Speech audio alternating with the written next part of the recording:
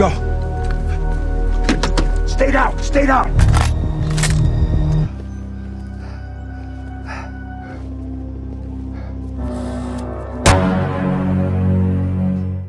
Yo halo netizen, apa kabar hari ini? Semoga selalu menegangkan dan mengasihkan ya.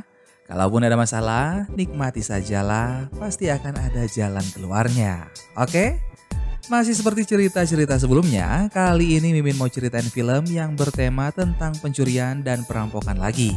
Tapi film kali ini masuk ke dalam kategori favorit Mimin karena alurnya yang sangat mind-blowing. Film ini juga mendapat banyak ulasan positif dari beberapa kritikus. Dan film yang akan kita bahas kali ini berjudul Den of Thieves yang rilis pada tahun 2018. Di mana menceritakan sekelompok kriminal yang mencoba membajak sebuah truk kosong dari para polisi. Namun hal itu malah berbuntut panjang karena mereka membunuh polisi-polisi tersebut. Kelompok ini dipimpin oleh Ray Merriman yang merupakan seorang residivis. Karena terbunuhnya polisi, maka kasus ini pun ditangani oleh unit elit kepolisian LA yang dikepalai oleh Nick Flanagan atau yang biasa disapa dengan nama Big Nick. Nah, daripada kalian mati penasaran, mending kita langsung gasken aja ke filmnya.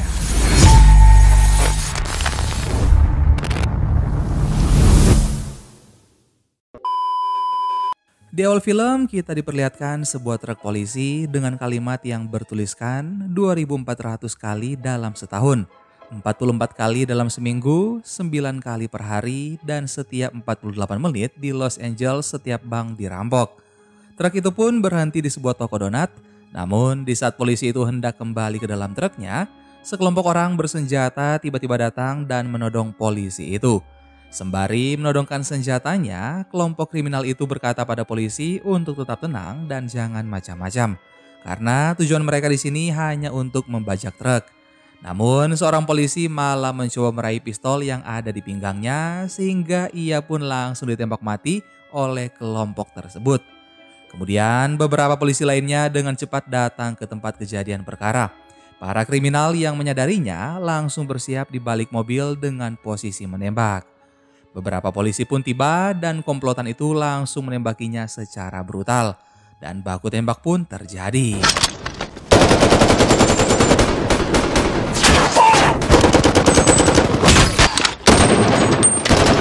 Seorang anggota dari komplotan ini pun tewas di tempat karena tertembak pada pembuluh darahnya. Namun komplotan itu menang karena persenjataan mereka yang lebih lengkap. Setelah memastikan bahwa di kubu polisi tidak ada yang selamat, komplotan ini pun langsung bergegas ke tempat persembunyiannya yang berada di Wilmington. Kini waktu pun telah berlalu, kita pun diperlihatkan pada seorang pria yang baru saja turun dari mobil. Pria itu berjalan menuju rumah, namun di saat ia hendak masuk, rupanya pintu telah dikunci dari dalam. Sehingga mau tidak mau ia harus masuk lewat jendela. Namun di dalam rumah rupanya ia telah ditunggu oleh sang istri dan istrinya menuduh bahwa suaminya itu telah selingkuh. Kemudian ia menunjukkan bukti berupa pesan. Melihat bukti yang tak terbantahkan, pria itu pun akhirnya mati kutu. Hal ini tentu saja membuat sang istri menjadi kecewa dan langsung membawa anak-anaknya pergi dari rumah. Scene pun berpindah di mana memperlihatkan seorang pria yang sebelumnya dituduh berselingkuh ternyata adalah seorang polisi. Pria ini bernama Nick, seorang sheriff di kota LA yang akan ditugaskan untuk menyelidiki kasus penembakan polisi. Namun di saat penyelidikan dilakukan, rupanya ada seorang pria yang telah mengintai dan mengambil foto para petugas itu dari kejauhan. Pria ini adalah salah satu anggota komplotan yang bernama Bosco. Foto-foto itu kemudian diserahkan kepada pemimpin komplotannya yang bernama Merriman. Dari foto-foto itu, Merriman mampu menyimpulkan bahwa Nick adalah atasan dari polisi-polisi yang akan menyelidiki kasus penembakan tersebut. Merriman mengenalinya, karena sebelumnya Nick pernah menembak salah satu anggota komplotannya yang berkewarganegaraan Filipina. Merriman pun meminta anggotanya untuk mengenali musuh yang akan mereka hadapi. Sedangkan di saat yang bersamaan, Nick dan rekannya yang telah pergi dari TKP dan mereka terlihat telah memulai penyelidikan di kantornya. Pertama, ia menduga bahwa pelaku beranggotakan 2-3 orang. Dan ia bertanya-tanya mengapa mereka membunuh polisi hanya untuk mendapatkan sebuah truk. Dalam diskusi itu, seorang rekan memberikan pendapat mengenai Merriman. Diketahui, Merriman adalah seorang tahanan yang sebelumnya telah dibebaskan bersyarat 8 bulan yang lalu. Untuk mendapatkan informasi lebih dalam lagi mengenai Merriman, Nick datang ke sebuah bar untuk menyelidiki seorang bartender yang bernama Donnie Wilson. Setelah bekerja, Donnie pun bergegas pulang dan menyalakan mobilnya. Namun Nick muncul secara tiba-tiba dan menghajarnya lalu melumpuhkannya. Dalam kondisi pingsan, Donnie dibawa ke sebuah penginapan yang tak jauh dari tempatnya bekerja. Ia pun terbangun dan berjalan sambil sempoyongan ke ruang tamu. Di ruang tamu, rupanya ia telah ditunggu oleh para polisi yang sudah tidak sabar untuk menginterogasi dirinya. Nick pun menunjukkan sebuah foto yang memperlihatkan keterlibatan Donnie bersama Merriman. Namun Donnie mengelaknya. Nick mulai menjadi kesal dan mengancam Donnie dengan berkata bahwa dirinya juga adalah seorang gangster. Bedanya Nick memiliki sebuah lencana kepolisian, yang artinya apabila Nick mau, ia bisa melakukan apapun termasuk membunuh orang yang statusnya masih terduga. Namun Donnie tetap mengelak lagi dan lagi, sehingga membuat Nick semakin kesal dan ia pun mencekik leher Donnie. Cekikan itu hampir membuat Donnie mati, sehingga ia pun harus menyerah dan menjelaskan keterlibatannya dengan Merriman pada polisi. Donnie berkata bahwa dia hanya bekerja sebagai seorang sopir. Ia juga tidak diberi senjata atau melakukan hal-hal yang dilakukan oleh gangster pada umumnya. Untuk membuat Nick lebih percaya, ia lalu menjelaskan awal pertemuannya dengan Merriman, di mana ia diperkenalkan oleh orang Hawaii yang bernama Marcus Rhodes pada Bosco. Karena Bosco tertarik, ia pun langsung membawa Donnie untuk bertemu secara langsung dengan Merriman. Dan kebetulan Merriman menyukai cara Donnie mengemudi. Ia pun menjalankan tugas pertamanya sebagai sopir dengan merampok sebuah bar di stadion. Perampokan itu sukses dan mereka mendapatkan uang yang sangat banyak. Lalu Nick bertanya kemanakah uang itu dialirkan. Donnie pun menjawab tidak tahu karena komplotannya tidak banyak bicara. Nick pun menjadi percaya padanya dan membiarkan Donnie pergi dengan syarat mereka harus tetap berkomunikasi. Kini waktu pun berlalu. Rupanya Donnie bertingkah seolah tidak terjadi apa-apa dan ia tetap melanjutkan pekerjaannya untuk Merriman. Merriman pun berencana untuk merampok bank yang paling aman di LA, bahkan bisa dibilang satu-satunya bank yang tidak pernah dirampok satu kali pun, yaitu David. David merupakan bapak dari seluruh bank yang ada di Amerika dan berperan menjadi regulator bagi institusi keuangan serta bertugas untuk mengawasi atau memeriksa setiap kegiatan bank yang ada di sana. Merriman berkata bahwa ada 53 kali percobaan perampokan di bank itu, namun tak ada satupun yang berhasil masuk ke lobi. Dan karena hal itu, mereka pun merasa tertantang untuk bisa merampoknya. Ia menjelaskan pada yang lain bahwa setelah seseorang masuk ke lobi, komputer akan memeriksa orang itu ke setiap pusat data hukum yang ada. Apabila sering berurusan dengan hukum, maka para penjaga akan langsung tahu sebelum orang itu berhasil lewat. Selanjutnya, untuk memasuki ruang isolasi pertama, mereka harus memiliki kartu gesek yang terdaftar dan memiliki akses masuk. Selain itu juga, lantai di bawah bank adalah besi yang sangat kokoh, sehingga menyusup melalui tanah adalah hal yang mustahil. Merriman menambahkan bahwa David memiliki pusat saraf keamanan yang ditugaskan untuk mengontrol seluruh aliran uang di bank tersebut. Ia juga menambahkan bahwa ada waktu di mana uang sekitar 500 sampai 800 miliar dolar tersimpan di dalam tempat itu. Namun kendalanya, setiap nomor seri di setiap pecahan uang yang disimpan ternyata telah direkam di pusat data yang apabila hilang selembar pun maka mereka akan mengetahuinya dengan sangat cepat lalu menandainya. Jika ada orang yang berani mencoba memakai uang itu, maka ia akan langsung terlacak oleh sistem tak peduli dimanapun ia berada. Merriman menjelaskan secara detail mengenai mekanisme David, di mana ketika setiap bank menerima setoran, hal yang pertama mereka lakukan adalah membawanya ke ruang perhitungan untuk diperiksa jumlahnya. Dalam menghitung, mereka memeriksa dua aspek. Yang pertama, uang akan dihitung sebanyak 2 kali. Apabila perhitungan salah, maka uang itu akan dijadikan kredit atau debit sesuai kesepakatan. Yang kedua, bank akan memisahkan uang baru dari pecahan uang yang lama dan juga yang tak layak. Uniknya, setelah dipisahkan, bank akan menghapus setiap nomor seri dari pecahan uang lama, dan setelah nomor seri dihapus, maka uang itu akan dianggap sudah tidak ada. Merriman beranggapan bahwa hanya dalam pecahan 100 dolar saja, ada sekitar 30 juta dolar yang dinyatakan tidak layak setiap harinya. Seluruh pecahan yang sudah dipisahkan itu akan dimasukkan ke alat penghancur kertas. Sehingga dalam sekejap uang yang ditaksir berjumlah 30 juta dolar itu akan langsung berubah menjadi debu. Setelah dihancurkan, serpihan kertas itu kemudian dibawa truk pengangkut ke tempat pembuangan sampah. Hal itulah yang akan dimanfaatkan Merryman untuk merampok uang yang telah dipisahkan dengan cara melewati tempat pembuangan sampah bank. Apabila mereka berhasil untuk mengambil uang sebelum dimasukkan ke dalam penghancur, maka mereka akan mendapatkan 30 juta dolar tanpa takut dicari oleh siapapun. Sementara itu, di waktu yang bersamaan, Nick beserta krunya telah berhasil mengungkap seluruh pelaku penembakan pada polisi dengan cara menyelidiki masa lalu Merryman. Mengetahui rencana Merryman yang akan datang, Nick pun menyelidikinya. Ia terlihat sedang mengintai Donnie yang kini bekerja sebagai pengantar makanan. Karena dengan pekerjaan seperti itu, Donnie bisa memiliki akses untuk masuk ke dalam bank. Donnie masuk membawa 2 makanan, yang satunya dikirim untuk karyawan bank dan satunya ia simpan di balkon toilet.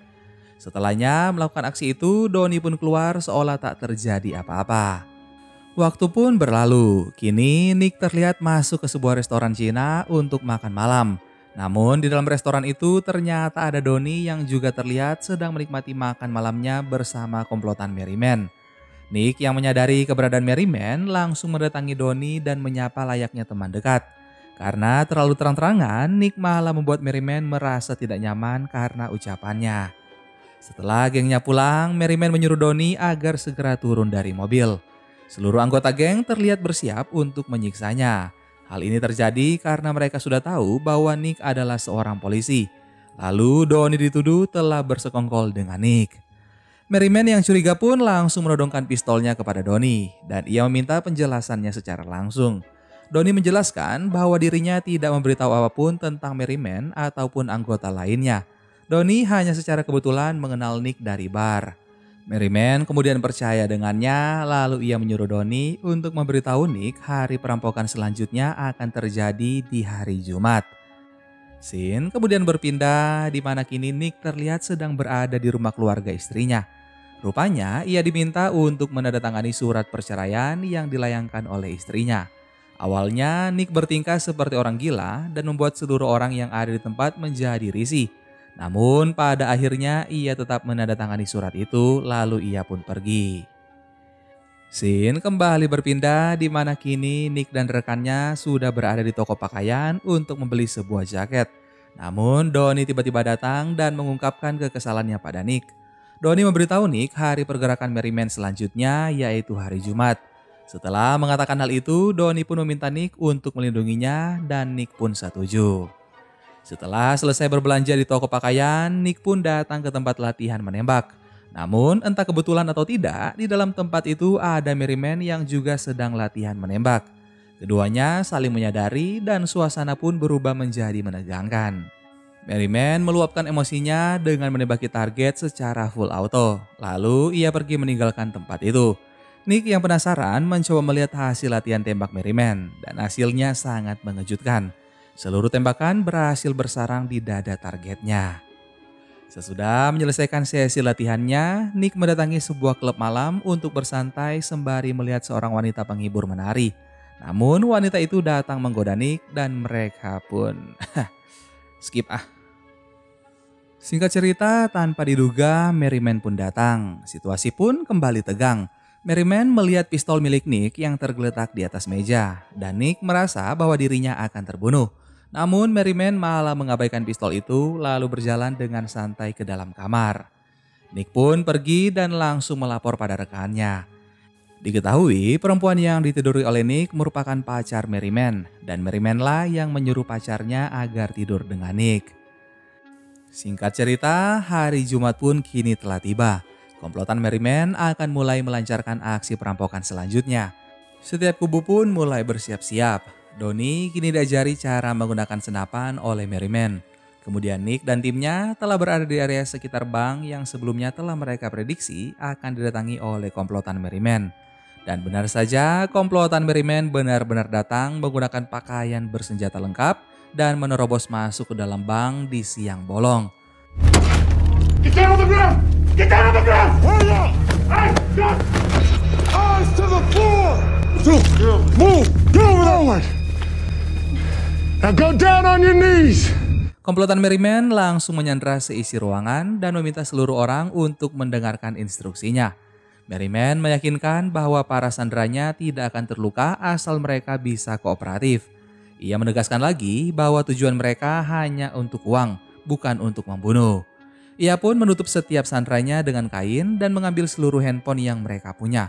Kemudian Merryman memerintahkan manajer bank untuk menelpon polisi. Ia menyuruh manajer untuk menjelaskan bahwa dalam 1 jam polisi harus mengirim 10 juta dolar beserta helikopter dengan bahan bakar penuh. Merryman juga memperingatkan bahwa ia akan membunuh 1 sandera setiap jamnya sampai permintaan mereka terpenuhi. Para polisi juga diminta untuk tidak mendekati bank. Apabila ada negosiator yang berusaha menghubunginya, maka ia secara otomatis akan membunuh sandera lainnya. Sementara itu, di luar bank, para polisi malah datang. Hal itu membuat rencana Nick menjadi berantakan. Nick pun keluar dari mobilnya dan memarahi Bob yang memimpin para polisi itu. Ia menegaskan bahwa Nick dan bawahannya sudah mengintai pergerakan komplotan Merryman selama berminggu-minggu. Tiba-tiba terdengar suara teriakan seorang sandera. Rupanya para polisi itu malah menggunakan negosiator untuk berbicara dengan Merryman. Nick pun menjadi semakin kesal dengan tindakan para polisi yang tidak kooperatif dengannya. Merryman melihat Nick dari balik jendela dan menelponnya secara pribadi. Diketahui bahwa Merryman mendapat nomor Nick dari kekasih yang sebelumnya ditiduri oleh Nick. Dalam percakapan singkat itu, Merryman hanya menegaskan bahwa dirinya tidak akan tertangkap. Dan Nick pun semakin bersemangat untuk menangkapnya. Sebuah ledakan pun terjadi dari dalam bank. Nick mempelajari DNA TKP bersama bawahannya yaitu Tony Jet. Dan barulah ia sadar bahwa ada sebuah terowongan bawah tanah yang ada di bawah bank tersebut. Nick bertanya pada Bob mengenai status helikopter. Bob pun menjawab bahwa helikopter itu sedang menunggu izin keamanan. Setelahnya, ia pun dengan nekat menerobos masuk ke dalam bank dan rekannya pun mengikutinya. Sesuai dugaan, komplotan itu rupanya telah pergi melalui sebuah gorong-gorong yang berada di bawah bank. Ia pun berinisiatif untuk mencari mereka ke dalam gorong-gorong, namun hasilnya nihil. Selang beberapa jam kemudian, rupanya Merryman dan Leigh Fawkes telah menyamar menjadi seorang sopir truk yang ditugaskan untuk mengangkut sampah David. Mereka berhasil menerobos menggunakan identitas palsu. Di dalam tempat itu, Merryman dan Leigh Fawkes disuruh membawa kotak kaca yang berisi tumpukan uang. Di saat petugas akan memeriksa pecahan uang yang kurang, Bos Cho langsung mematikan aliran listrik ruangan.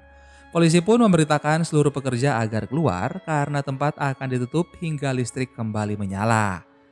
Kesempatan pun terbuka lebar. Rupanya Donnie telah bersiap di dalam box yang bertumpukan uang. Sebelum melancarkan aksinya, ia mengaktifkan EMP dan membuat kamera pengawas menjadi terganggu. Lalu ia langsung mencuri seluruh uang yang akan dihancurkan itu. Polisi yang berjaga mulai curiga dengan kejanggalan ini, sehingga tempat itu pun didatangi oleh petugas keamanan. Donnie yang menyadari kehadiran petugas langsung bersembunyi di balik tembok. Karena tidak memiliki akses masuk, petugas itu pun kemudian pergi untuk memanggil Luigi selaku orang yang bertanggung jawab atas ruangan tersebut. Merryman yang memantau keadaan di luar berkata bahwa Donnie hanya memiliki waktu sekitar 1,5 sampai 2 menit. Mendengarkan hal itu, Donnie pun kembali memasukkan uang-uang itu ke dalam kantong dan pergi melalui sebuah ventilasi udara. Petugas dan Luigi pun akhirnya datang untuk memeriksa ruangan. Luigi mulai menghitung kembali uang itu dan memastikan bahwa semuanya aman. Lalu Merryman dan Leigh Fawkes pun dipersilakan untuk mengangkut sampah pembuangan itu dan pergi dari situ. Sementara Donnie terlihat sudah menguasai setiap area yang ada di bank tersebut. Ia berhasil masuk ke dalam toilet melalui ventilasi dan mengambil makanan yang sebelumnya telah ia simpan di balik balkon untuk diserahkan kepada karyawan yang sebelumnya telah memesan. Di saat ia sampai ke lobi, Donnie malah dicurigai oleh petugas yang berjaga karena tidak ada catatan masuk sebelumnya. Donnie beralibi bahwa ia sudah ditulis oleh penjaga shift lainnya. Walau nampak kebingungan, pada akhirnya penjaga itu membiarkannya pergi. Di sisi lain, Nick bersama krunya telah bergerak untuk mencari komplotan Merryman menggunakan mobil. Namun di tengah perjalanan, Nick melihat Donnie di pinggir jalan dan langsung menangkapnya. Setelah ditangkap, Donnie dipukuli sampai babak belur dan dipaksa untuk memberi informasi mengenai keberadaan komplotan Merryman saat ini. Doni pun terpaksa membuka mulutnya dan memberitahu bahwa titik kumpul komplotan itu ada di Pacific Horizon Salvage, yaitu di Southgate. Nick dan krunya pun tanpa basa-basi langsung meluncur ke lokasi tersebut. Kabar tertangkapnya Doni ternyata telah sampai ke telinga Merriman. Ia dan krunya langsung membakar seragam penyamaran dan bergegas pergi menggunakan mobil. Sedangkan di saat yang bersamaan terlihat Nick dan krunya telah berada di jalur yang sama. Sehingga Nick langsung mengejar mobil yang ditumpangi komplotan kriminal tersebut. Awalnya Merriman tidak menyadari bahwa mereka sedang dibuntuti polisi. Hingga di saat ia terjebak di tengah kemacetan, barulah Merriman menyadarinya. LeFox langsung meminta rompi anti peluru dan seluruh anggota pun mulai bersiap. Kedua kubu pun turun dari mobilnya untuk memulai baku tembak. Merriman bersiap menembakkan senapan mesinnya sembari menunggu momentum yang tepat. Sementara Nick meminta seluruh pengemudi untuk menunduk atau melarikan diri. Di saat Merriman merasa bahwa seluruh warga sipil telah aman, ia pun langsung memberondong Nick dan krunya secara brutal. Tembakan itu menewaskan salah satu bawahan Nick yang bernama Boracho. Nick dan krunya pun bergerak maju sementara Merriman bergerak mundur. Dalam baku tembak singkat ini, Merriman harus kehilangan dua partner terbaiknya, yaitu Bosco dan juga LeFox.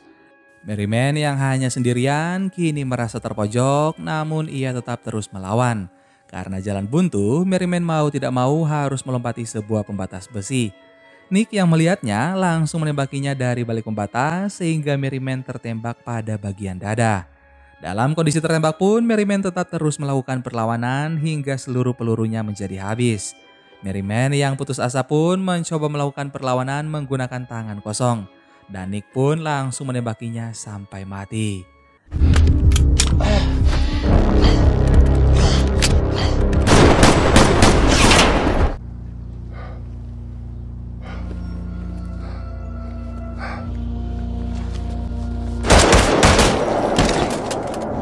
Setelah memastikan Merriman telah tewas, Nick kemudian kembali ke mobil namun tanpa diduga Doni telah melarikan diri. Bukan hanya itu, kantong yang sebelumnya dikira adalah uang rampokan justru hanyalah sekumpulan sampah tak berguna. Hal ini tentunya membuat Nick semakin kebingungan dengan kasus yang ditanganinya. Waktu pun berlalu, hal yang paling mencengangkan akhirnya terungkap di sini. Yaitu di saat merenung di kantornya, Nick mulai menyadari bahwa dalang utama dari seluruh tindakan kriminal yang dilakukan komplotan Merriman rupanya adalah Doni si bartender. Di scene akhir kita diperlihatkan sebuah plot twist yang dari awal benar-benar nggak bisa ditebak. Doni pernah berkata bahwa ia telah mengendalikan lingkungannya tanpa ada yang menyadari. Seluruh penjelasan Doni pada Nick hanyalah penjelasan palsu. Fakta sebenarnya adalah awal mula Doni bertemu dengan Merriman rupanya bukan untuk bekerja sebagai seorang sopir, melainkan untuk menawarkan kerja sama. Doni memberikan pengetahuan dan informasi sedangkan Merriman hanya memberikan kekuatan. Seluruh perampokan yang mereka lakukan berasal dari rencana milik Doni.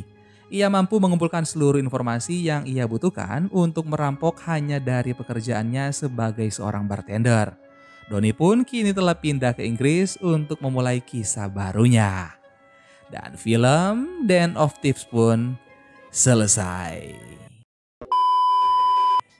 Gimana guys film kita kali ini? Di awal hingga di pertengahan film, cerita berlangsung datar dan juga membosankan. Ada sisi humanis yang coba diangkat dari film ini, yaitu tentang istri Nick Flanagan yang menuntut cerai karena Nick terlalu sibuk dengan tugasnya. Dan juga sering main wanita dan tak berhenti minum minuman keras. Jujur untuk plot twist film ini, Mimin benar-benar gak ketebak dan juga mind blowing banget. Gimana menurut kalian? Silahkan komen di bawah ya. Sampai ketemu lagi di film-film seru selanjutnya bareng Mimin Guanteng. Dan jangan lupa subscribe dan nyalakan notifikasinya. Dadah!